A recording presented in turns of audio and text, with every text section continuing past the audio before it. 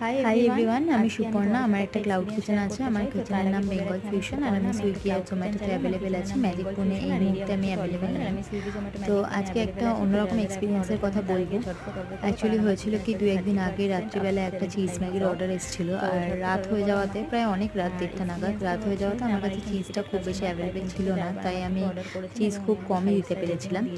এবং কাস্টমারকে আমি অর্ডারটা ডেলিভারি করার পর ফোনও করেছিলাম, যেহেতু আগে আমি ওনাকে ম্যাগিটা বানিয়ে দিই, কিন্তু ফোন করেছিলাম ওনাকে অর্ডারটা ডেলিভারি করার পরে। আর উনি তখন মানে ওনাকে আমি সিচুয়েশানটা বোঝালাম যে এই ব্যাপার।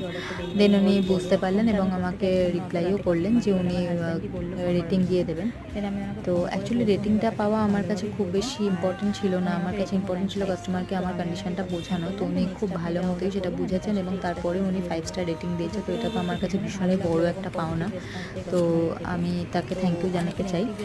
আর এইভাবেই আপনারা পাশে থাকলে আমরা অনেক দূর এগোতে পারবো। Thank you so much.